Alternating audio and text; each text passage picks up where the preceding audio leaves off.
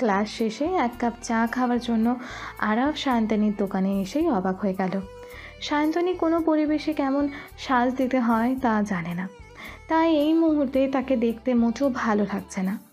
আশেপাশে সবাই কেমন যেন বাঁকা চোখে তার দিকে তাকাচ্ছে। আরাফ পকেট থেকে টিস্যু বের করে তার দিকে এগিয়ে দিয়ে বলল, তোমাকে কেমন লাগছে দেখতে? তাড়াতাড়ি মুখটা মুছে ফেলো। সায়ন্তনী অবাক হয়ে বলল, কেন? অনেক সময় নিয়ে সেজেছি। ইমনের সাথে আজকে বাহিরে ঘুরতে যাব। ও বলেছে আমাকে এসে নিয়ে যাবে। আমি বলছি তো তোমাকে দেখতে ভালো লাগছে না। সায়ন্তনী আরাফের কথা কোনোভাবেই বিশ্বাস করতে চাইছে না। তার মনে হচ্ছে আরাফ তাকে ইচ্ছে করে মিথ্যা বলছে। সে নিজেই বাড়ি থেকে বের হওয়ার আগে আয়না দেখে এসেছিল, তার মোটেও নিজেকে খারাপ লাগেনি। তখনই মাউসিয়াত তার দোকানে এলো। মাউসিয়াতকে দেখে শান্তনী বলল, চা দেবো? মাউসিয়াত আরাফের দিকে তাকিয়ে শান্তনীকে বলল, আমার তোমার সাথে কথা আছে। শান্তনী বলল, বলো। ইমন তোমাকে ভালোবাসে না, শুধু শুধু ওর পেছনে সময় নষ্ট করো না। সায়ন্তনী মাউসিয়াতের কথা শুনে আবারও চা বানাতে লাগলো। মাউসিয়াত সায়ন্তনীর এমন গা ছাড়া ভাব দেখে বলল, তুমি কি আমার কথা বিশ্বাস করছো না? সায়ন্তনী মাথা নেড়ে বলল, তোমার কথা বিশ্বাস করলে সবাই ঠকবে। সেই স্কুল থেকেই দেখেছি তোমার যা ভালো লাগে তা তুমি অন্য কাউকে দিতে পছন্দ করো না। এখন তুমি ইমনকে পছন্দ করো, তাই আমাকে নিষেধ করছো। কাল ইভানকে ভালো লাগতো, তাই ইমনকে কষ্ট দিয়েছো। মাউসিয়াত মলিন হেসে বলল, আমি তখন বোকা ছিলাম, অনেক কিছুই বুঝতাম না। হ্যাঁ, আমার ইভানকে ভালো লাগতো, তাই ইমনকে কষ্ট দিয়েছি। আর আমার তোমার সাথে কোনো বন্ধুত্ব নেই, যার জন্য তোমাকে সাহায্য করতে চাইছি। আমি ইমনকে ভালোবাসি, তাই আমি চাই না ও এমন কাজ করুক যার জন্য ও নিজেই অনুতপ্ত হোক। ইমন তখনই শান্তনীর দোকানের সামনে এসে মাউসিয়াতকে দেখে নেশা লাগানো কণ্ঠে বলল, সায়ন্তী, তোমাকে দেখতে অসম্ভব সুন্দর লাগছে। ইমন মাউসিয়াতের চোখের দিকে তাকিয়ে বলল, মনে হচ্ছে কোনো রূপকথা রাজকন্যা। মাউসিয়াত দাঁতে দাঁত চেপে বলল, তুমি এসব অভিনয় কখন শিখেছো? তুমি মানুষের অনুভূতি নিয়ে তামাশা করছো? ইমন মাউসিয়াতের দিকে এগিয়ে এসে ফিসফিস করে বলল, তুমি আর বাই মিলে আমাকে অনেক কষ্ট দিয়েছো, তাই অনুভূতি নিয়ে অন্তত তুমি আমাকে কোনো বাসন দিও না। ইমন শান্তনীকে টেনে দোকান থেকে বের করলো। এরপর একটা ছেলেকে দোকানে বসিয়ে দিয়ে শান্তনীকে নিয়ে চলে গেল। আজ অরুণিকার 10 বছর পূর্ণ হয়েছে। 6 জন মিলেই তার জন্মদিনের আয়োজন করেছে। শতাব্দী, শান্তনী আর মাউসিয়াতও দাওয়াত পেয়েছে। সাথে সুরাইয়া, খোকা আর ডুমুকে নিয়ে এসেছেন। অরুণিকা অনেক জোরাজুরি করেছিল, তাই বিয়ন সহ তার 2-3 জন বন্ধুদেরও বিকেলে দাওয়াত দেওয়া হলো। কেক কাটার পর উপহার নিয়েই অরুণিকার যত আগ্রহ। সে সবার উপহার খুলে দেখার জন্য মরিয়া হয়ে যাচ্ছিল। শেষমেশ একটা একটা করে বক্স খুলতে লাগলো। ইমন তাকে একটা খেলনার গাড়ি উপহার দিয়েছিল। সেই গাড়িটা দেখেই শতাব্দী হাসতে হাসতে লুটোপুটি খাচ্ছে। ইমন রাগী কণ্ঠেই বলল, এভাবে হাসার কি আছে? শতাব্দী হাসতে হাসতে বলল, ছোট সখী, তুমি ইমনের দেওয়া গাড়িতে চড়ে স্কুলে যেও। শতাব্দী আবারও হাসতে লাগলো।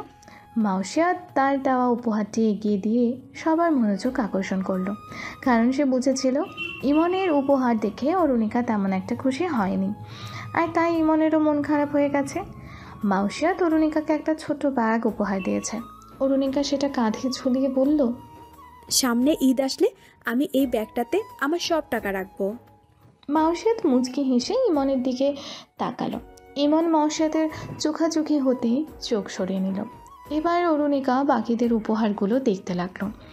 সুরাইয়া অরুণিকার জন্য একটা জামা এনেছেন, তাহমিদ হাতের বালা কিনেছে, শতাব্দী দিয়েছে মেকআপ বক্স, আর আরাফ দিয়েছে বড় একটা পুতুল। অরুণিকা পুতুলটা দেখে আরাফের কাছে দৌড়ে এলো। আরাফ হাঁটু কেড়ে অরুণিকার সামনে বসে বলল, পছন্দ হয়েছে? হ্যাঁ, খুব পছন্দ হয়েছে। আমি এখন থেকে ঘুমানোর সময় এটাকে জড়িয়ে ধরে ঘুমাবো, কেমন? আচ্ছা। ইভান তার উপহারটি এগিয়ে দিয়ে বলল, আমিও তোমাদের জন্য স্পেশাল গিফট এনেছি। অরুণিকা প্যাকেটটি খুলে দেখলো কয়েকটা বই। অরুণিকা ভ্রু কুঁচকে ইভানের দিকে তাকালো। ইভান বলল, এখানে ফুল, ফল, প্রাণী, পাখি, যানবাহন, পোকামাকড় সব কিছু নাম আছে। এখান থেকে ছুটির দিনে তুমি 1 পৃষ্ঠা করে শিখে আমাকে মুখস্থ দেবে। অরুণিকা মুখ বাঁকিয়ে বলল, না, আমি এটা নিব না, তুমি নাও তোমার গিফট। ভালো জিনিসের তো কোনো মূল্য নেই। শোনো, এখন আর তোমার পুতুল খেলার বয়স নেই। তাহমিদ ইভানকে থামিয়ে দিয়ে বলল, আজ অন্তত এইসব বন্ধ কর। শতাব্দী অনেক কষ্টে নিজের হাসি চাপিয়ে রেখেছে। আরাফ তার দিকে তাকিয়ে ইশারায় তাকে সরে যেতে বলল। শতাব্দীও একপাশে সরে হাসতে লাগলো। ইভান সেটা খেয়াল করে বলল। তুমি হাসছো কেন? শতাব্দী হাসি আটকে বলল, ভাবছি অরুণিকার বিয়ের দিন তুমি ওকে কি গিফট দেবে, কিভাবে সংসারে সুখী হওয়া যায় এমন বই। মিষ্টি মশাই তাহলে রান্না বান্নার বই পাবে, যেখানে অনেক ধরনের রেসিপি থাকবে। আরাফকে তুমি কঙ্কাল গিফট করবে, আর তুর্যকে গানের বই। ইমনকে হয়তো ফুটবলের ইতিহাস আছে এমন বই দেবে। আর আহানাফকে কি স্ক্রু দেবে, নাকি জিনিসপত্র ঠিক করার জন্য? ইভান ধমকে সুরে বলল। চুপ করো তুমি। শতাব্দী চুপ হয়ে গেল। এরপর আহানাফ অরুণিকার হাতে একটা ঘড়ি পরিয়ে দিল। বলল, তোমার গিফট পছন্দ হয়েছে? অরুণিকা কিছু বলার আগেই তুর্য এসে বলল, টুইঙ্কেল সারপ্রাইজ। তুর্য একটা সাইকেল অরুণিকার সামনে এনে রাখলো। অরুণিকা সাইকেলটি দেখে আনন্দে লাফিয়ে উঠল। সেটা নিয়ে এসে ব্যস্ত হয়ে পড়ল। আহনাফ চুপচাপ সেদিকেই তাকিয়ে রইল। আরাফ আহনাফের দিকে কিছুক্ষণ স্থির হয়ে তাকিয়ে তুর্যের দিকে তাকালো। তুর্য অরুণিকাকে সাইকেলে বসিয়ে সাইকেলটা চালাতে তাকে সাহায্য করছে। অরুণিকাও উৎসাহ নিয়ে সাইকেলটা চালাচ্ছে। আহনাফ কিছুক্ষণ সেখানে দাঁড়িয়ে থেকে বারান্দায় চলে এলো। আরাফও তার পিছু পিছু এসে তার পাশে দাঁড়িয়ে বলল, ও এখনো ছোট, পুতুল সাইকেল এসব জিনিসগুলো ওকে বেশি আকর্ষণ করবে। তোর ঘড়িটির মূল্য বুঝতে ওর অনেক বড় হতে হবে আনাফ। তুর্য কি ইচ্ছা করে সব করছে? ও তো এত কিছু জানে না। তুই কি কাউকে জানিয়েছিস এসব? আমি কি ঢোল পিটে সবাইকে জানাবো? দামাত কি ঢোল পিটে বলেছে ওর শতাব্দীকে ভালো লাগে? কিন্তু আমরা তো সবাই বুঝে ফেলেছি। শতাব্দীর এখন যথেষ্ট বয়স হয়েছে। অরুণ মাত্র 10 বছর পূর্ণ হয়েছে। তোর ওকে ভালো লাগে এটা সবাই কিভাবে বুঝবে?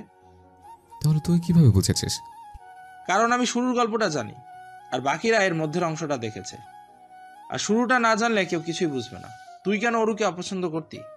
কেন ওর সাথে অকারণে ঝগড়াঝাটি করতি? কেন জ্যোতির সাথে জোর করে সম্পর্কে জড়িয়েছিস? কেন এই চুক্তিতে বিনা দ্বিধায় স্বাক্ষর করেছিস? এসব আমি জানি আনাফ, কারণ আমি শুরু থেকে এসবের সাক্ষী ছিলাম। তুই সেদিন আমার জায়গা থাকলে কি করতে? বুঝতে পারছি না। আমি অনেক খারাপ অবস্থায় আছি আরব। বিশ্রী একটা চাপের মধ্য দিয়ে যাচ্ছে। নিজেকে কেমন কীট মনে হচ্ছে। কি ভাবছি আমি? কি হচ্ছে আমার সাথে? আমার এই অবস্থার জন্য একমাত্র দাদা দাদিই দায়ী। আরাফ আহনাফকে কিছু বলতে যাবে, তখনই ইভান এসে বলল, তোরা দুই ভাই এখানে কি করছিস? ইভান আশায় আহনাফ নিজেকে স্বাভাবিক করল। ইভান ভ্রুকুঁচকে বলল, তুর্য অরুণিকাকে সাইকেল গিফট করেছে। এটা দেখে তুই বিরক্ত হয়েছিস মনে হচ্ছে। আহনাফ আর আরাফ দুজনেই ইভানের দিকে তাকিয়ে রইল। আহনাফ মনে মনে বলল, এভাবে সামনে থেকে চলে আসা হয়তো উচিত হয়নি। কেউ যদি এসব জানতে পারে তাহলে আমাকে নিয়ে হাসাহাসি করবে। মেঝেতে একটা ডায়েরি আর অনেকগুলো ছবি পড়ে আছে। পাশে একটা গ্লু আর রঙিন কলম। বারান্দায় দাঁড়িয়ে কানে হেডফোন গুঁজে এক হাতে একটা ছবি আকাশের দিকে তাক করে অন্য হাতে একটা ফোন নিয়ে ছবি তুলছে উপমা। ছবি তোলার পর ছবিটি ভালোভাবে দেখে বিড়বিড় করে বলল, উফ, আমার স্টারকে তো এই ছবিতে ঝাপসা দেখাচ্ছে। এই ফোনটাও না দিন দিন দুর্বল হয়ে যাচ্ছে, ভালোভাবে ফোকাসই হয় না। বাবাকে বলবো নতুন ফোন কিনে দিতে। পরক্ষণেই সে ইনস্টাগ্রামে ঢুকে আবারও ইনবক্সে ঢু মেরে এলো। দেখলো মেসেজটা এখনও দেখা হয়নি। ফোনটা একপাশে ফেলে উপমা চেঁচিয়ে বলল, 1 মাস ধরে মেসেজ দিচ্ছি, কিন্তু তার তো আমার জন্য সময়ই নেই। এইসব ভাবতে ভাবতেই উপমা চিরবির করে উঠল। পাশ থেকে উপমার মা মিসেস জুলেখা চেঁচিয়ে বললেন, সারাদিনেও কি তোর নাকি কান্না যায় না? তারপর জুলেখা মিনমিনিয়ে বলতে লাগলেন, পড়াশোনা বাদ দিয়ে মাথা ছাড়া ছেলে একটার ছবি কেটে কেটে ডায়েরিতে লাগানো ছাড়া মেয়েটার আর কোনো কাজ নেই। উপমা রুম থেকে বেরিয়ে বলল, মা, আমি তোমার কথা শুনে ফেলেছি। জুলেখা দাঁত কিরমিরিয়ে বললেন, শুনে আমাকে উদ্ধার করেছিস। পরীক্ষায় খারাপ হলে দেখিস, ডায়েরিটা আমি পুড়িয়ে ফেলবো। মা, তুমি আমার স্টারের ছবি পুড়িয়ে ফেলতে পারো, কিন্তু আমার মন থেকে তার ছবি কখনো পোড়াতে পারবে না, কারণ ও আমার মনেই নিজের ছবি এঁকে ফেলেছে। মিসেস জুলেখা চুপ করে রইলেন, কোনো কথা বললেন না। তখনই উপমার বড় ভাই আদিল রুম থেকে বের হয়ে বলল, মা, আমার মানিব্যাগ থেকে 200 টাকা উধাও হয়ে গেছে। মিসেস জুলেখা ছেলের দিকে তাকিয়ে আরেকবার উপমার দিকে তাকালেন। তারপর নিজের কাজে মনোযোগ দিলেন। মায়ের চোখ অনুসরণ করে আদিল বোনের দিকে তাকালো। উপমা ভাইয়ের কথা শুনে পা টিপে টিপে সরে হাসতেই আদিল তার সামনে এসে দাঁড়ালো। উপমা ঠোঁট ফুলিয়ে বলল, ভাইয়া তুমি না আমার লক্ষ্মী ভাইয়া। তারপর ফিসফিসিয়ে বলল, আমাকে বকা দিলে আমি কিন্তু মাকে তোমার রীতি বাবুর কথা বলে দিব। আদিল কিছু বলতে গিয়েও থেমে গেল। উপমা বুকে হাত গুঁজে জোরে জোরে বলল, ভাইয়া আমি নিয়েছিলাম, আমার স্টারের ছবিগুলো ফোন থেকে প্রিন্ট করে বের করিয়েছি। রঙিন ছবি বের করতে অনেক টাকা লাগে জানো না। আদিল রাগী কণ্ঠে বলল, আমার টাকা খরচ করে তুই কোথাকার গায়কের ছবি প্রিন্ট করিয়েছিস, তাও যাকে আজ পর্যন্ত কেউ দেখেনি। সে কোথাকার গায়ক না, ও আমার স্টার। আর শোনো, ও অনেক ভদ্র, তাই নিজের ছবি দেয়নি। ওকে ভালোবাসার জন্য আমার ওকে দেখার প্রয়োজন নেই। ওর গিটার, ওর পরনের শার্ট, ওর চুলগুলোই আমার জন্য যথেষ্ট।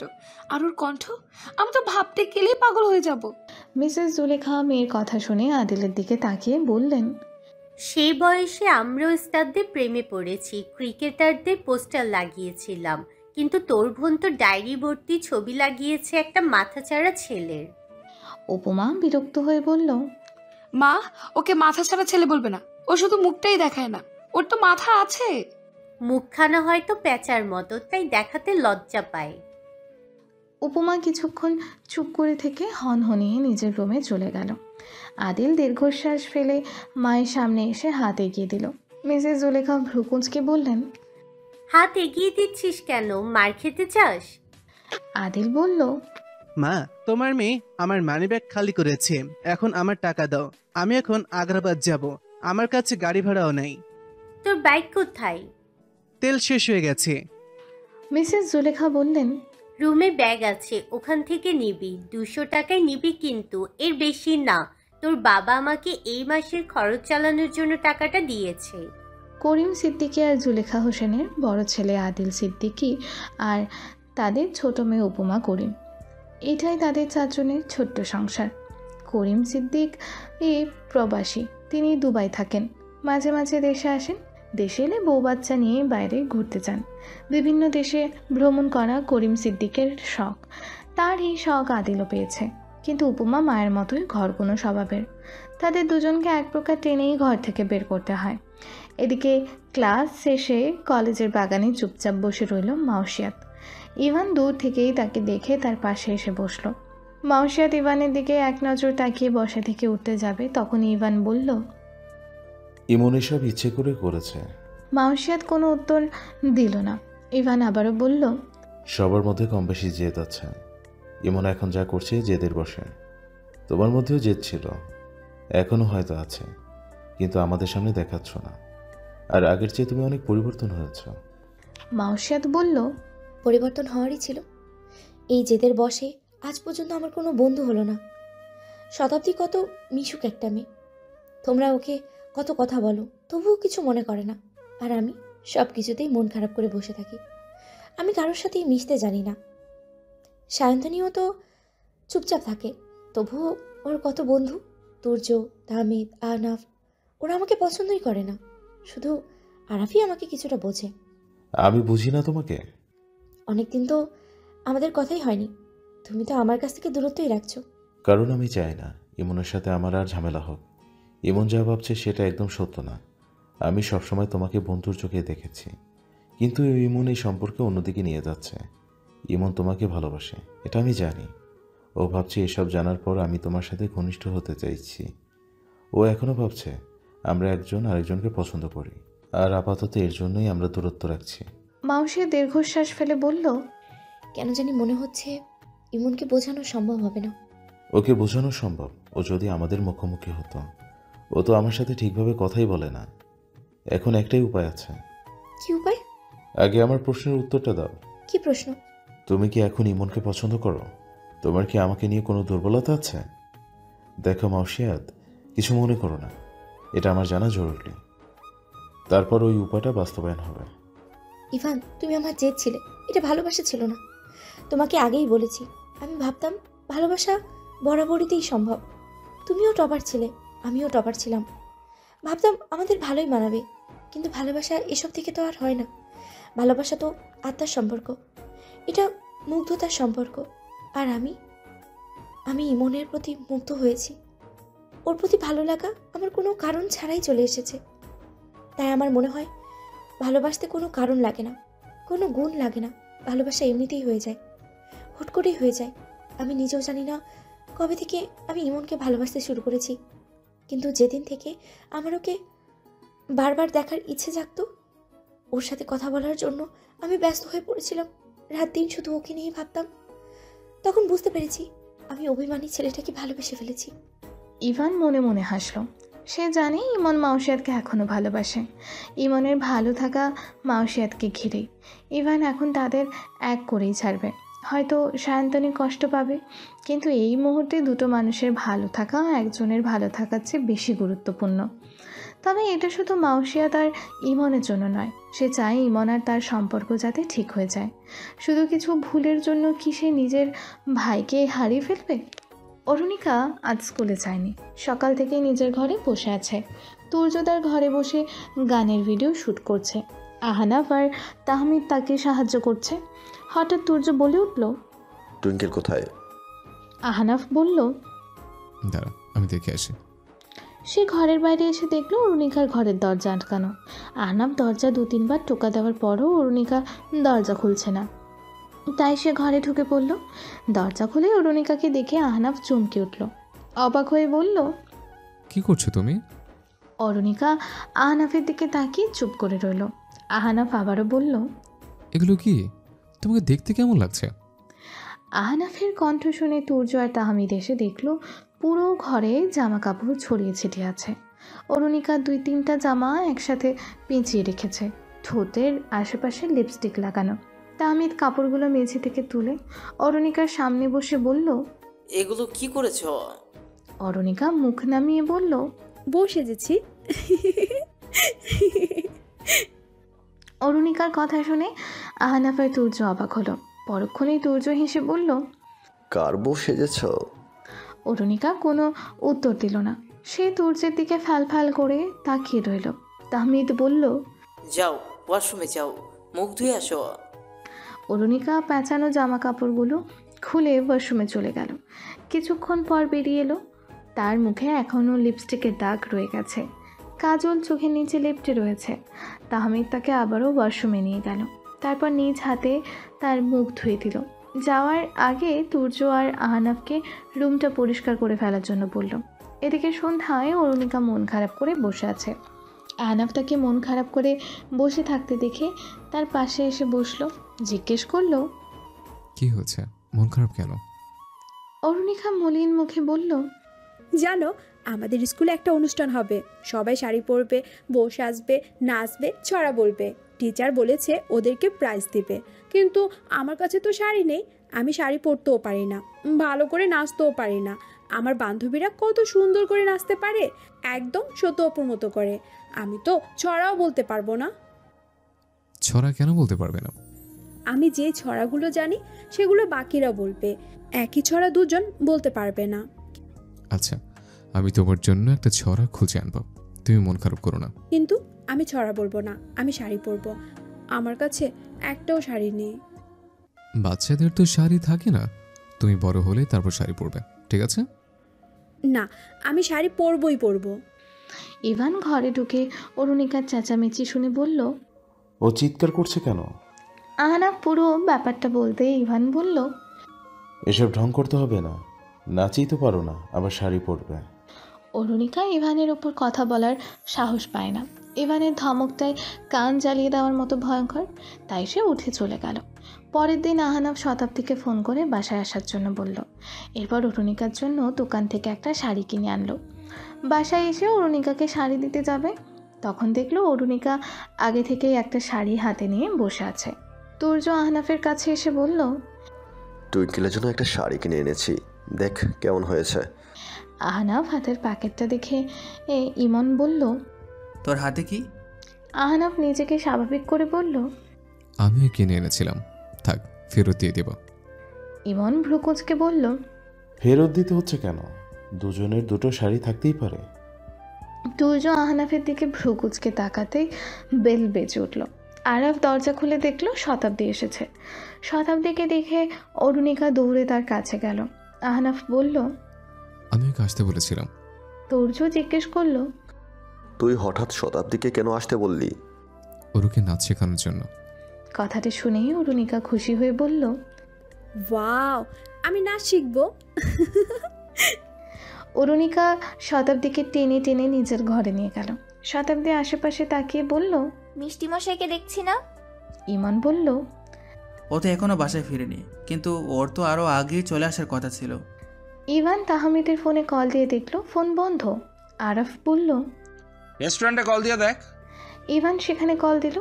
ওপাশ থেকে রেস্টুরেন্টের ম্যানেজার ফোন উঠিয়ে বলল, কে বলছেন? আমি ইভান বলছি। তাহমিদ কি এখনো বের হয়নি? ওপাশ থেকে কিছু হয়তো বলা হলো, যা শুনে ইভানের মুখটা জমে গেল। ইভানকে এর আগে কেউ এভাবে দেখেনি। তার বিচলিত চেহারা দেখে সবাই ভীতু চোখে তার দিকে তাকিয়ে রইল। শতাব্দী বলল, কি হলো ইভান? ইভান ফোন কেটে দিয়ে ক্ষীণ কণ্ঠে বলল, আমাদের এখনই হসপিটালে যেতে হবে। তাহমিদের অবস্থা ভালো না, ওর একটা অ্যাক্সিডেন্ট হয়েছে। রেস্টুরেন্ট থেকে বেরিয়ে তাহমিদ যেই না ক্যাবে উঠতে গেল, তখনই একটা মিনি মাইক্রো তার ক্যাবটাকে জোরে ধাক্কা দেয়। ক্যাবে এক পা থাকা অবস্থায় ধাক্কাটা লাগায় মাইক্রোটা ক্যাবটাকে যতদূর টেনে নিয়ে গেছে, তাহমিদের শরীরটাকেও ক্যাবটা ততদূর টেনে হিঁচড়ে নিয়ে গেছে। ইটের রাস্তায় ঘষা খেয়ে তার মুখের বাম পাশ ছিঁড়ে গেছে, বাম হাতের অস্থি ভেঙে গেছে, পা দুটো মারাত্মক ক্ষতিগ্রস্ত হয়েছে। ডাক্তার জানিয়েছে আপাতত কয়েক মাস পর দুই পায়ে ভর দিতে পারলেও সে কখনোই বেশিক্ষণ হাঁটাহাঁটি করতে পারবে না। জোরে হাঁটা তো অসম্ভব। প্রায় 5 দিন পর তাহমিদকে রিলিজ দেওয়া হলো। হসপিটালে 5 দিনের বিল, অপারেশনের খরচ আর তাহমিদের ওষুধের পেছনে তুর্যের পুরো সঞ্চয় শেষ হয়ে গেছে। আহনাফও বাইক কেনার জন্য অনেক মাস ধরেই টাকা জমাচ্ছিল। সেই টাকাগুলো তাহমিদের পেছনে খরচ হয়ে গেছে। এখন 5 জনই পড়াশোনা, কাজ সব বাদ দিয়ে 2 সপ্তাহ ধরে তাহমিদকে নিয়ে ছোটাছুটি করছে। এদিকে ইভান মাইক্রোবাস চালকের উপরে মামলা করে এসেছিল। এখন এই মামলা চালাতে গেলে আর কোনো টাকাই অবশিষ্ট থাকবে না, তাই শেষমেশ মামলাটা উঠিয়ে নিতে বাধ্য হলো। মামলা উঠানোর পর বাসায় এসে ইভান চুপ করে বসে রইল। মাইক্রোবাসের চালককে তার মালিক ঝামেলায় পড়তে দেননি। তিনি সম্মানের সাথে তার চালককে ফিরিয়ে এনেছেন, আর ইভান কিছুই করতে পারল না। মামলা ওঠানোর পর থেকে ঘরে নীরবতা বিরাজ করছে। অরুণিকাও এখন সেই নীরবতা বুঝতে পারছে। সেই ইদানিং তাহমিদের কাজগুলো কাঁচা হাতে করার চেষ্টা করে। অরুণিকা এখন প্রতিদিন সবার কাপড় ভাঁজ করে আলমারিতে তুলে রাখে, ঘরটাও ঝাড়ু দিয়ে ফেলে। এতদিন তাহমিদি তাকে খাইয়ে দিত, এখন সে নিজ হাতে খায়, আবার নিজের প্লেট নিজেই ধুয়ে ফেলে। তুর্য আর ইমন এসব দেখে প্রথম কয়েকদিন তাকে আটকাতে চেয়েছিল আর নিজেরাই সেই কাজগুলো করতে চেয়েছিল, কিন্তু আরাফি তাদের বারণ করেছে। যদিও অরুণিকা এখনও ছোট, কিন্তু তাকে এখন থেকেই নিজের কাজ নিজেই করা শিখতে হবে, কারণ আজ তাহমিদের সাথে অনেক বড় দুর্ঘটনা ঘটেছে। কাল বাকিরাও যে সুস্থ থাকবে এর কোনো নিশ্চয়তা নেই। তখন তো অরুণিকাকে একাই চলতে হবে, তাই এখন থেকেই তাকে কাজ শিখতে হবে, সংসারের কাজগুলো বুঝে নিতে হবে। তাহমিদের পরিবর্তে এখন রান্নার কাজ আহনাফ আর আরাফ ভাগাভাগি করেই করে। মাঝে মাঝে শান্তনী অথবা সুরাইয়া এসে রান্না করে দেন, আবার মাঝে মাঝে মাউসিয়াত আর শতাব্দী নিজেদের বাসা থেকে রান্না করে নিয়ে আসে। বিকেলে তুর্য বারান্দায় বসেছিল, ইমন তার পাশে এসে বসলো। তুর্য ইমনকে দেখেই দুর্বল হয়ে পড়ল। সে ইমনের কোলে মাথা ফেলে দিয়ে ফুপিয়ে কেঁদে উঠল। ইমন তুর্যকে বাঁকিয়ে বলল, কাঁদছিস কেন? কি হয়েছে? তুর্য চোখ মুছতে মুছতে বলল, তাহমিদের জন্য খারাপ লাগছে। এখনো ও দাঁড়াতে পারছে না, হুইল চেয়ারে বসে আছে। আর ওইদিকে ওর এই অবস্থা যেই করেছে তার কোনো শাস্তি হলো না। ইমন বলল, এটাই তো দুর্ভাগ্য, টাকার জন্য মানুষ অনেক নিঃস্ব হয়ে যায়। আমাদের পরিবারের খুনিদেরও এখনো শাস্তি হয়নি। যেখানে আমরা তাহমিদের জন্য এতটুকু করতে পারলাম না, সেখানে সেই খুনিদের কিভাবে শাস্তি দেব? আমরা তাদের বিরুদ্ধে কখন প্রমাণ পাবো? কখন আদালতে তাদের শাস্তির রায় হবে? আদৌ রায়টা আমাদের পক্ষে হবে কিনা এর নিশ্চয়তা নেই। তুর্যের কথা শুনে পেছন থেকে ইভান বলে উঠল, কে বলেছে রায় আমাদের পক্ষে হবে না? যখন রায় আমরাই দেব, সেখানে বিপক্ষে থাকার প্রশ্নই আসে না। তুর্য মাথা তুলে ইভানের দিকে তাকালো। ইমনও ইভানের কথা শুনে অবাক হলো। ইভান বলল, খুনিদের একমাত্র শাস্তি মৃত্যু, আর তা আমি নিজ হাতে ওদের দেব। একটা একটা করে সবাইকে খুঁজে বের করে আমি ওদের মারব। ইমন বলল, ভাই তুই খুন করবি? এটাকে খুন বলে না, ন্যায় বিচার বলে। হত্যার বদলে হত্যা, এটাই তো বিচার। এখনকার বিচার বিভাগের উপর আমার কোনো আস্থা নেই, তাই তো আমি ওদের নিজের হাতে শাস্তি দেব। আর ওই মাইক্রোবাস চালককে আইনগতভাবে শাস্তি দিতে পারিনি তো কি হয়েছে? ওর তো আপাতত শাস্তি হয়েই গেছে। তুর্য বলল, মানে কেমন শাস্তি? আহনাফ পেছন থেকে এসে বলল, হত্যার বদলে হত্যা, আঘাতের বদলে আঘাত। ইমন বলল, ভাই তোরা কথাটা এভাবে ঘোরাচ্ছিস কেন? সোজাসুজি বল না। আমি আর রিভান মিলে গতকাল ওই লোকটাকে ইচ্ছে মতো পিটিয়েছে। লোকটা যেই নতুন মাইক্রোটা চালাচ্ছিল সেটাও ভেঙে দিয়ে এসেছে, তার লাইসেন্সও পুড়িয়ে ফেলেছে। তার পকেটে যা টাকা ছিল সব রাস্তায় বসে ভিক্ষুকদের মধ্যে ভাগাভাগি করে দিয়ে চলে এসছে। ওই লোকটা অন্তত 2-3 দিন বিছানা ছেড়ে উঠতে পারবে না। লোকটা তোদের দেখেনি? না, আগে মুখে পেপার স্প্রে করেছে, তাই চোখ খুলতে পারেনি। ইভান বলল, তাহমিদ যে কষ্ট পাচ্ছে সেটার তুলনায় এই শাস্তি নগণ্য ছিল, কিন্তু তবু এখন একটু শান্তি লাগছে। এদিকে শতাব্দী তাহমিদের ঘরে এসে তার পাশে বসল। তাহমিদ কারো উপস্থিতি পেয়ে চোখ খুলল। শতাব্দীকে দেখে সে উঠে বসতে যাবে, তখনই শতাব্দী তার হাত ধরে বলল, দাঁড়াও, আমি সাহায্য করছি। শতাব্দী তাকে ধীরে ধীরে বসালো। তাহমিদ ক্ষীণ কণ্ঠে বলল, কখন এসেছ? একটু আগে। তাহমিদ দীর্ঘশ্বাস ছেড়ে হুইল চেয়ারটির দিকে তাকিয়ে রইল। শতাব্দী বলল, মিষ্টি মশাই। তাহমিদ শতাব্দীর চোখের দিকে তাকালো। শতাব্দী তাহমিদের হাত ধরে বলল, তুমি খুব শীঘ্রই সুস্থ হয়ে যাবে। আমাকে আর মিষ্টি মশাই ডেকো না, আমি আর মিষ্টি তৈরি করতে পারবো না। মিষ্টি তো হাতে বানায়, তাহলে কেন তৈরি করতে পারবে না? ব্যথা তো তুমি পায়ে পেয়েছো, হাতে তো এখন আর তেমন ব্যথাও নেই। আবার ঘরে বসে মিষ্টি বানানো, তারপর হুইল চেয়ারে বসে রাস্তায় নেমে বিক্রি করা, আমি তো এমন জীবন চাইনি। একটা রেস্টুরেন্টে চাকরি পেয়েছিলাম, ভালোই তো দিন কাটছিল, এখন চাকরিটাও হারিয়ে ফেলেছি। তুমি অন্যের রেস্টুরেন্টে কাজ না করে নিজের একটা রেস্টুরেন্ট খুলে বসো। এখন আর এইসব সম্ভব না। অবশ্যই সম্ভব। শুধু শুধু মিথ্যে আশা দিও না। আমি কোনো মিথ্যা আশা দিচ্ছি না, আজকালকার সবাই অনলাইনে ব্যবসা করছে। কে বলেছে তোমাকে রাস্তায় নেমে খাবার বিক্রি করতে হবে? তুমি ঘরে বসে রান্না করবে, তারপর ছবিগুলো সোশ্যাল মিডিয়ায় ছাড়বে, সেখান থেকে তোমার খাবারের অর্ডার আসবে। এভাবে একদিন তুমি অনেক বড় ব্যবসায়ী হতে পারবে। এসব এতটাও সহজ না, কেউ টেস্ট না করেই কেন আমার থেকে খাবার কিনবে? আরে টেস্ট না করেই তো সবাই অনলাইন থেকে খাবার অর্ডার করে, তুমি একবার চেষ্টা করে দেখো। তাহমিদ মলিন হেসে বলল, আগে নিচের পায়ে দাঁড়াই, হুইল চেয়ারে বসে আমার আকাশ কুসুম স্বপ্ন দেখার সাহস নেই। শতাব্দী তাহমিদের গালে হাত রেখে বলল, আমি তোমার পাশে আছি, তোমার আকাশ কুসুম স্বপ্নগুলো খুব শীঘ্রই হাতের নাগালে চলে আসবে। তখনই অরুণিকা রুমের বাইরে দাঁড়িয়ে বলল, সত্য আপু, তুমি কবে এসেছো? শতাব্দী হেসে বলল, এই তো একটু আগে। কেমন আছো সখী? ভালো আছি। শুনলাম মিষ্টি মশাইয়ের ভাগের কিছু কাজ তুমিও করেছো। অরুণিকা বিছানায় উঠে তাহমিদের পাশে বসে বলল, আমি সকালে উঠে ব্রাশ করে নিজে নিজে স্কুলের ড্রেস পরি, নিজ হাতে নাস্তা করি। আরাফ এখন আর আমাকে জুতো পরিয়ে দেয় না, আমি নিজেই পরতে পারি। এরপর বাসায় এসে সব গুছিয়ে রাখি আর তাহমিদকে দেখাই, ওর খুব পছন্দ হয়, তাই না? তাহমিদ হেসে বলল, হ্যাঁ, অনেক পছন্দ হয়। অরুণিকা হামাগুড়ি দিয়ে টেবিলের উপর থেকে একটা ক্রিম নিয়ে তাহমিদের পায়ের কাছে এসে বসলো। শতাব্দী বলল, কি করছো সখী? ডাক্তার বলেছে প্রতিদিন 3 বেলা পুরো পায়ে এই ক্রিমটা লাগাতে হবে, বিশেষ করে হাঁটুতে আর গোড়ালিতে। তারপর খুব তাড়াতাড়ি তাওহীদ হাঁটতে পারবে। তাহমিদ মুচকি হাসলো আর বলল, এই কাজটা অরুণিকা নিয়েছে।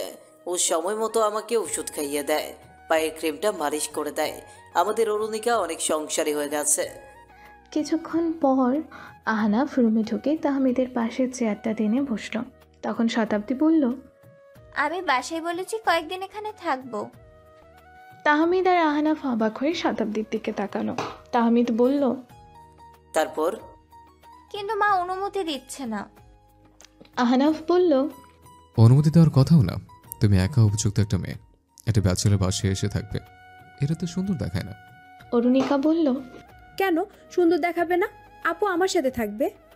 আপু তোমার বোন বা কাজিন হয় না যে তোমার সাথে থাকতে দেবে। তাহমিদ শতাব্দীকে বলল। তুমি এখানে কেন থাকার কথা বলেছো? শতাব্দী বলল, কেন আবার? তোমার দেখাশোনা করার জন্য। 2 সপ্তাহ পর শতাব্দীর উচ্চ মাধ্যমিক পরীক্ষা শুরু হবে, কিন্তু তার মনোযোগ একটুও পড়াশোনায় নেই। সে তাহমিদের ভাবনায় ডুবে আছে। সকালে নাস্তা করে সে তাহমিদকে দেখতে চলে গেল। বাসায় ইমনই তাহমিদের সাথে ছিল। শতাব্দীকে দেখে সে বলল, শতাব্দী, তুমি কি কয়েক ঘন্টা বাসায় থাকতে পারবে? আমি একটা কাজে বের হব, এরপর অরুণিকাকেও স্কুল থেকে আনতে যাব। আমি না আসা পর্যন্ত থাকবে? শতাব্দী ব্যস্ত কণ্ঠে বলল।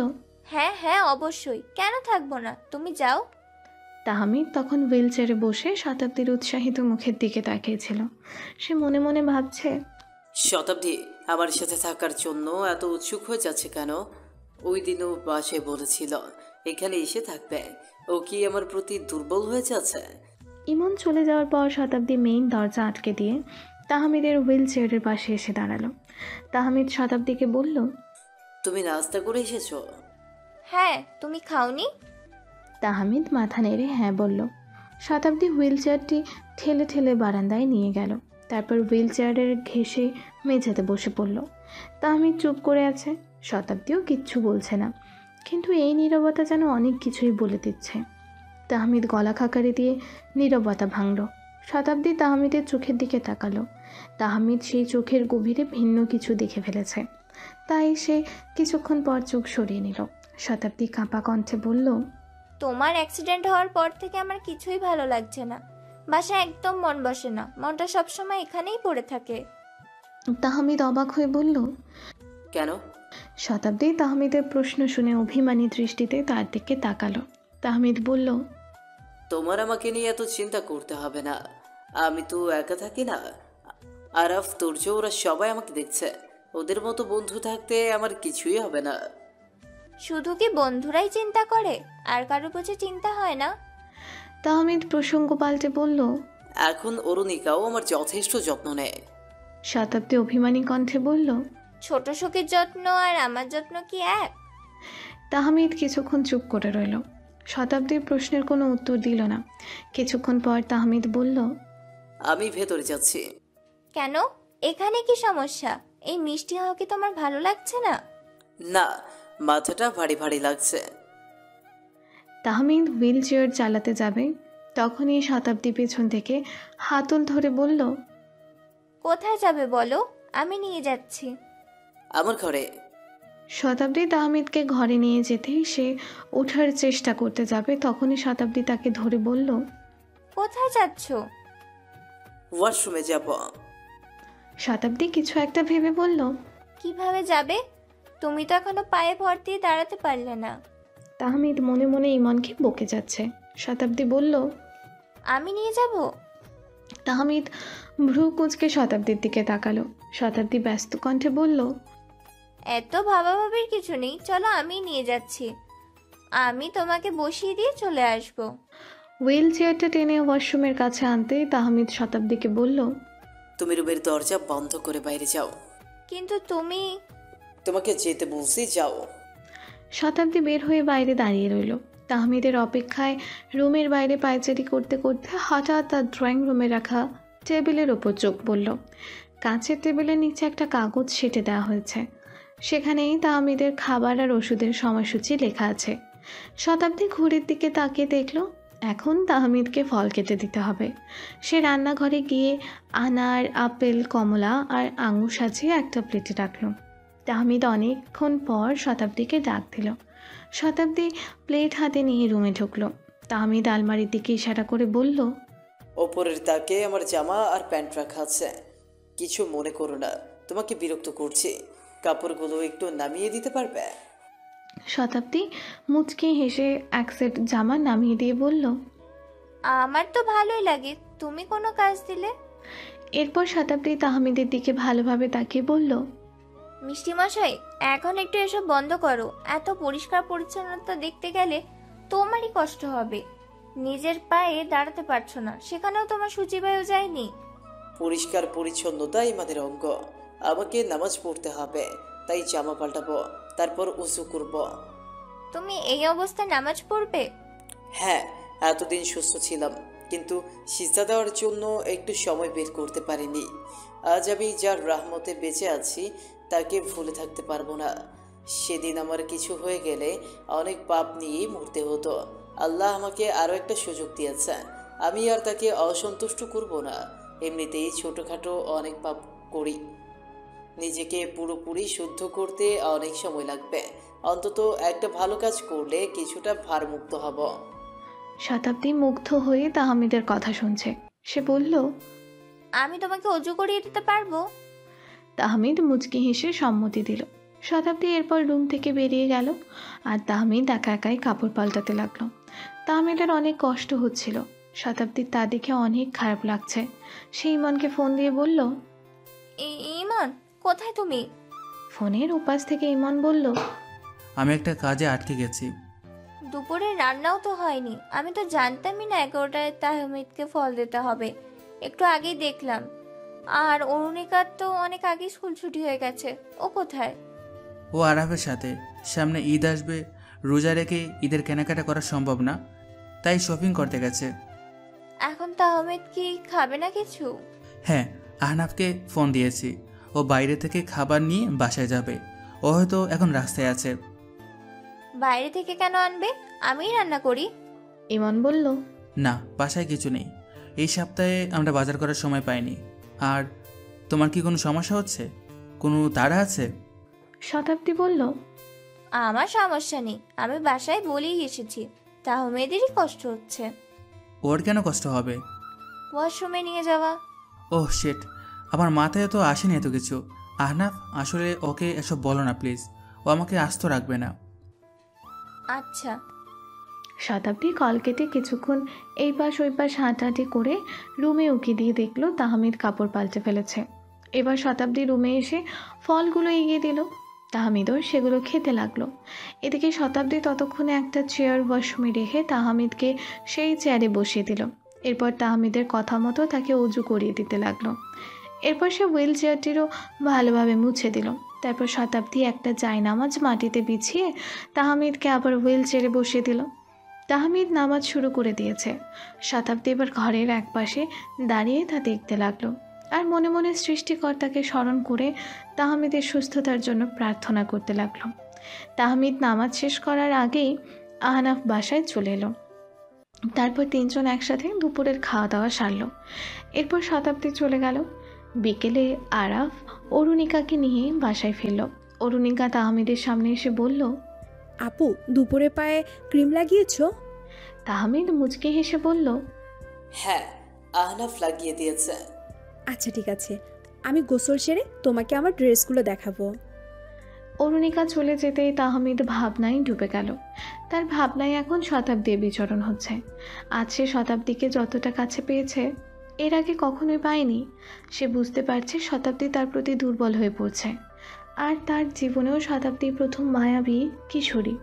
কলকাতায় আসার পর থেকে শতাব্দী ছাড়া কোনো মেয়েকে নিয়েই তার বাড়াবাড়ি রকমের অনুভূতি ছিল না, বরং কোনো মেয়েই তাকে আকর্ষণ করতে পারেনি। কিন্তু এখন তার নিজেরও মনে হচ্ছে এই অনুভূতি দিন দিন গভীর হয়ে যাচ্ছে। তাহমিদ চায় না এই অনুভূতি ভালোবাসায় রূপান্তর হোক। তার শতাব্দীর প্রতি মায়া জমে গেছে, কিন্তু এই মায়া বাড়তে থাকলে সে কখনোই মানসিক শান্তি পাবে না। কারণ শতাব্দী অন্য ধর্মের। শতাব্দীর বাবা মা এই সম্পর্ক কখনোই মানবেন না, আর তাহমিদও এই কাজ করতে পারবে না। বাবা মা হারিয়ে সে প্রতিটা বাবা মার অনুভূতি বুঝে ফেলেছে। সে চায় না কোনো বাবা মা তার সন্তানকে হারিয়ে ফেলুক। তাহমিদ মনে মনে বলল, আমাকে শতাব্দীর কাছ থেকে দূরত্ব রাখতে হবে। ও এই বাসায় ঘন ঘন আসা বন্ধ করতে হবে। কাঁটা দিয়ে কাঁটা তুলতে হয়, ঠিক তেমনই ইভান প্রেম দিয়ে প্রেম তুলবে। মাওশিয়াত ইভানের দিকে অবাক দৃষ্টিতে তাকিয়ে রইল। ইভান তার মুখের সামনে হাত নাড়িয়ে বলল, ইমনকে পাওয়ার জন্য এটা ছাড়া আর কোনো উপায় দেখছি না। মাওশিয়াত কিছুক্ষণ ভেবে বলল, এখন তুমি বলতে চাইছো আমরা একসাথে কম্পিউটার ক্লাসে ভর্তি হব আর সেখানে ইমনকে দেখিয়ে দেখিয়ে প্রেম করব? হ্যাঁ, কারণ ইমন ওখানেই ক্লাস করছে। ওকে, ডান। তাহলে কাল থেকেই আমরা আমাদের নতুন মিশন শুরু করব। মিশন ইমনকে ফিরে পাও। মাওশিয়াত কথাটি বলেই হাসতে লাগলো। ইভানও তার সাথে হাসছে। আর তাদের একসাথে দেখে ইমন ক্ষুব্ধ দৃষ্টিতে তাকিয়ে আছে। ইভান পাশ ফিরে ইমনকে দেখে মাওসিয়াতের হাত ধরল। মাওসিয়াত চমকে উঠল। ইভান বলল, প্রেম দিয়ে প্রেম তোলার মিশন এই মুহূর্তেই শুরু করতে হবে, কারণ তোমার প্রিয় দূরে দাঁড়িয়ে আছে। মাওসিয়াত ওদিকে তাকাতে যাবে, তখনই ইভান তাকে নিজের দিকে ফিরিয়ে এনে বলল, বোকা নাকি তুমি? ওদিকে তাকাচ্ছ কেন? এমন ভাবে আমরা ওকে নিয়ে কথা বলছি। চলো উল্টো দিকে হাঁটি। মাওসিয়াত মাথা নেড়ে শক্ত করে ইভানের হাত ধরল। ইভান বলল, এভাবে হাত চেপে ধরেছ কেন? মাওসিয়াত হাত আলগা করে বলল, উত্তেজনায় কি করব না বুঝে উঠতে পারছি না। মনে হচ্ছে যুদ্ধ হচ্ছে, আর আমি যুদ্ধে অংশ নিয়েছি। ইভান মাওসিয়াতের কথা শুনে হাসল। আর এইদিকে ইমন দাঁড়িয়ে দাঁড়িয়ে তাদের যাওয়া দেখছে। কিছুক্ষণ পর সে সায়ন্তনীর দোকানের সামনে এসে দাঁড়ালো। সায়ন্তনী ইমনকে দেখে তড়িঘড়ি করে একটা বাটি মুছে কড়াই থেকে পেঁয়াজও নামিয়ে দিল। ইমন আনমনে বসে আছে। সায়ন্তনী ইমনের হাত ধরে বলল, তোমাকে অনেক ক্লান্ত লাগছে। ইমন বিরক্ত হয়ে এক ঝটকায় সায়ন্তনীর হাত ছাড়িয়ে নিল। সায়ন্তনী কিছুটা দূরত্ব রেখে বসলো। তখনই মাওসিয়াত আর ইভান সায়ন্তনীর দোকানে এলো। তাদের একসাথে দেখে সায়ন্তনী খুব অবাক হলো। মাওসিয়াত বলল, শান্তনী, এক কাপ চা আর এক কাপ কফি দাও। ইমন মাওসিয়াতের মুখের দিকে তাকিয়ে রইল। মাওসিয়াত আর ইমনের চোখাচোখি হতেই মাওসিয়াত চোখ সরিয়ে ইভানের হাত ধরল। সায়ন্তনী চা বানাতে বানাতে একবার মাওসিয়াত আর ইভানের দিকে তাকালো, আর একবার ইমনের দিকে। সায়ন্তনী মনে মনে ভাবছে, ইমন কি এখনো মাওসিয়াতকে পছন্দ করে? এদিকে তুর্য অরুণিকাকে শাড়ি পরিয়ে দিয়েছে। তারপর মেকআপ বক্স সামনে নিয়ে তাকে সাজিয়ে দিতে বসেছে। আহনাফ তুর্যের ঘরে এসে দেখল অরুণিকা আর তুর্য অনেক হাসাহাসি করছে। আহনাফকে দেখে তুর্য বলল, তাহমিদের অ্যাক্সিডেন্ট হওয়ার টুইঙ্কেল স্কুলের প্রোগ্রামে অংশ নিতে পারেননি, তাই ভাবছি আজ ওর ইচ্ছেটা পূরণ করে দেব। আহনাফ চেয়ার টেনে বসে বলল, কি করবি? আজ টুইঙ্কেলকে নিয়ে শ্যুট করব। আমার গানটার একটা অংশে ও থাকবে। আহনাফ ভ্রুকুচকে বলল, ওরও তো প্রেমের গান, ওরও ওই গানে কি করবে? প্রেম করবে? অরুণিকা বলল, বউ হব না আমি? তুর্য হেসে বলল, অবশ্যই মাই টুইঙ্কেল টুইঙ্কেল লিটল স্টার, তুমি বউ হবে। আহনাফ বলল, আমি বুঝতে পারছি না ওর ভিডিওটাতে কাজ কি। দেখ, গানটা ছোটবেলার প্রেমিক প্রেমিকাকে নিয়ে। ওই ভিডিওর একটা অংশে টুইঙ্কেল সেই নায়িকার ছোটবেলার অংশটাতে থাকবে।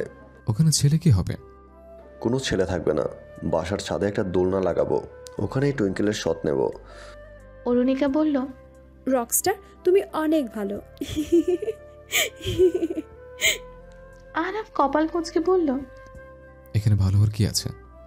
তুর্য কলা খাকারি দিয়ে বলল, তোরে তো জ্বলছে কেন? ও আমাকে ভালো বলে তোর সমস্যা কোথায়? আহনাফ কোনো উত্তর দিল না। তুর্য আবারও বলল, এটা বলিস না যে তুই চুক্তিতে স্বাক্ষর করে এখন থেকে পজিটিভ হয়ে গেছিস। ওটা শুধু টুইঙ্কেলকে ফেরত পাওয়ার একমাত্র উপায় ছিল।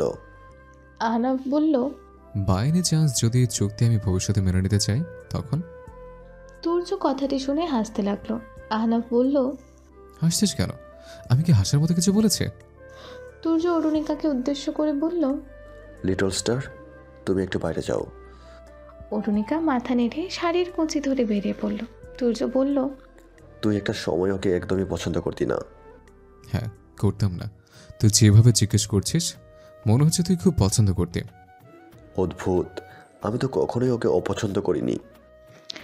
আহনাফ বসা থেকে উঠতে তুর্য বলল, টুইঙ্কেল এখন অনেক কিছুই বোঝে। ও চুক্তির ব্যাপারটা না বুঝলেও আমরা যে ওর ভাই না, এটা ও ভালো করেই জানে। এটাও বুঝে কে ওকে বেশি গুরুত্ব দিচ্ছে, আর যার কাছে ও গুরুত্ব পাবে ও তার কাছেই থাকতে চাইবে। What do you mean Turjo? আমি বোকা না আহনাফ, তোর ব্যাপারগুলো আমি অনেক আগে থেকেই খেয়াল করেছি, একদম শুরু থেকেই। শুধু আমার সাথেই তোর যত ঝামেলা। এই বাসায় সবাই টুইঙ্কেলের সাথে কথা বলে, কিন্তু আমি কথা বলতে গেলেই তুই প্রহরীর মতো বসে থাকিস। আমি অনেকবার মজা করে বলেছি ওকে বিয়ে করব। এই মশকরা সবাই বুঝেছে, শুধুমাত্র তুই বুঝিসনি। কেন আহনাফ? আহনাফ কোনো উত্তর না দিয়ে হনহনিয়ে রুম থেকে বেরিয়ে অরুণিকার হাত ধরে তাকে টেনে তুর্যের সামনে এনে দাঁড় করালো। অরুণিকা ফ্যাল ফ্যাল করে আহনাফের দিকে তাকিয়ে আছে। তুর্য আহনাফের দিকে ভ্রু কুচকে তাকিয়ে বলল, কি করছিস তুই? আহনাফ বলল, আমি প্রহরীর মতো বসে থাকি? ওকে ফাইন, আমি আর এখানে বসে থাকবো না। আমি তো শুধু দেখতে এসছি তোরা কি করছিস। আমার হয়তো এখানে আসাটাই ভুল হয়েছে, দুঃখিত। এখন তোরা যা ইচ্ছা কর। I don't care. Ahnaf room থেকে বেরিয়ে নিজের ঘরে এসে দেখল তাহমিদ বিছানায় শুয়ে আছে। তাহমিদ আহনাফকে দেখে বলল, কি হয়েছে তোর? আহনাফ কোনো উত্তর না দিয়ে পাশের বেডে শুয়ে বাতি নিভিয়ে দিল। তাহমিদ 2-3 বার ডাকলো, কিন্তু সে কোনো সাড়া দিল না। এখন আহনাফের মাথায় ঘুরছে অরুণিকা কেন তাকে তেমন গুরুত্ব দেয় না। আরাফের ব্যাপারটা আলাদা, কারণ আরাফই এক প্রকার অরুণিকার বাবা মার জায়গাটা নিয়ে নিয়েছিল।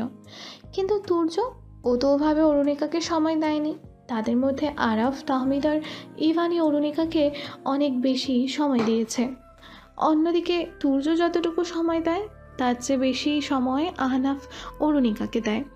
তবু আহনাফের চেয়ে অরুণিকার কাছে তার রকস্টারে প্রিয়।